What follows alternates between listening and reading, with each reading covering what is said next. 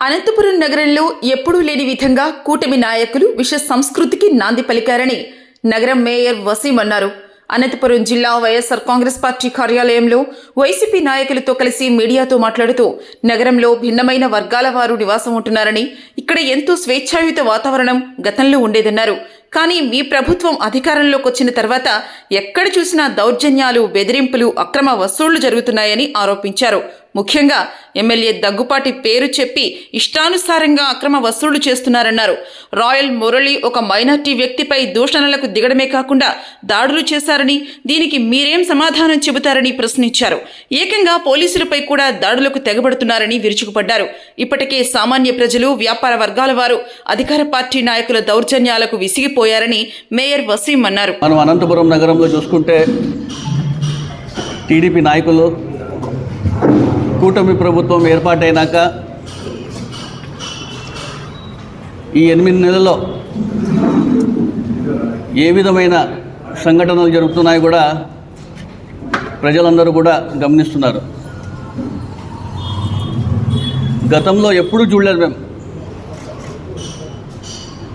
గతంలో మనం ఎప్పుడు చూడని విధంగా కూటమి ప్రభుత్వం ఏర్పాటైనాక అనంతపురం నగరంలో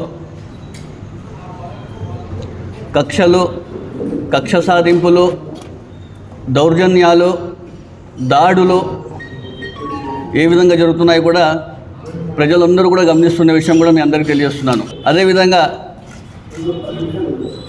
గతంలో 2019 నుంచి 2024 వరకు కూడా వైసీపీ ప్రభుత్వంలో జగన్మోహన్ రెడ్డి గారి పరిపాలనలో అనంతపురం అర్బన్ శాసన ఎమ్మెల్యే అనంత వెంకటరామరెడ్డి గారి హయాంలో ఆ రోజు ఏ విధంగా మేము అనంతపురం నగరాన్ని పరిపాలన కూడా ఓసారి ప్రజలను అడిగినా కూడా ఎవరైనా చెప్తారు. అనంతపురం అంటేనే ప్రశాంతతకు ఒక మారుపేరు.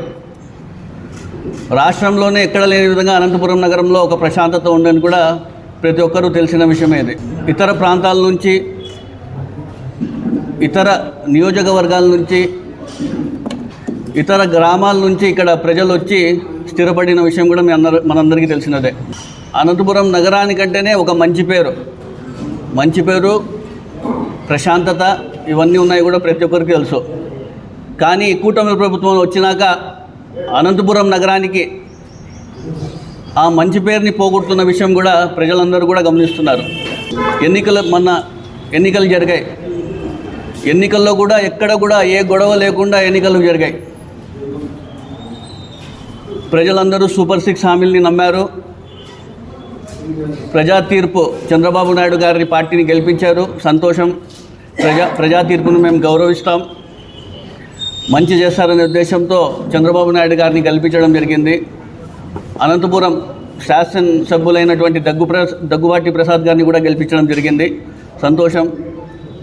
వాళ్ళు ఇచ్చిన హామీలు నెరవేర్చుకోకుండా ఈ 8 నెలల్లో వాళ్ళు ఏదైతే హామీలు ఇచ్చారో అవి నెరవేర్చకపోగా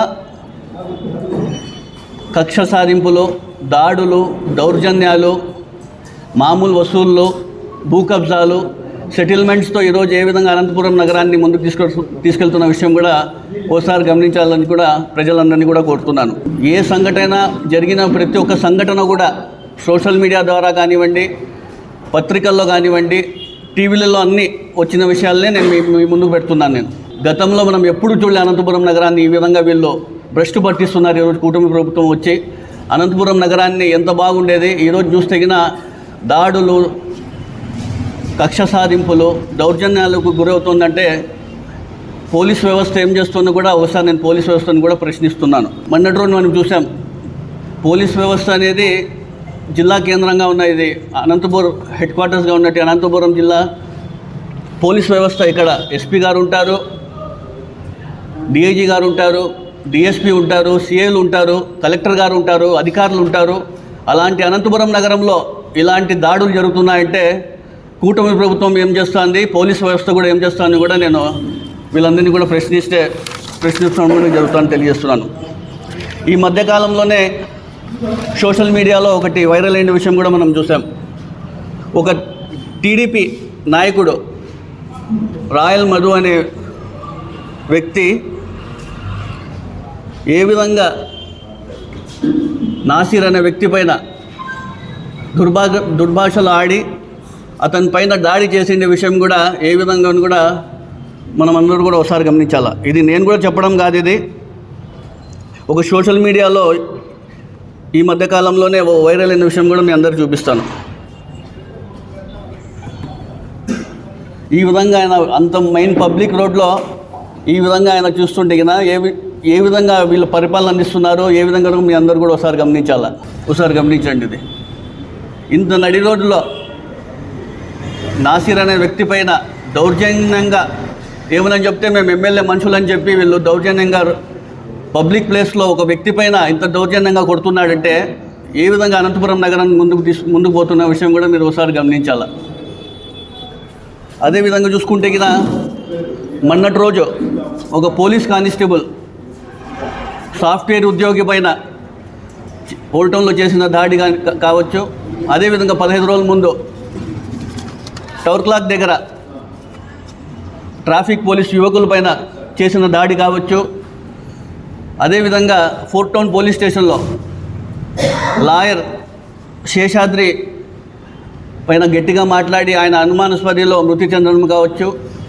అనేక అంశాలు ఈ మధ్యకాలంలో మనం అనంతపురం నగరంలో చూస్తున్నాం.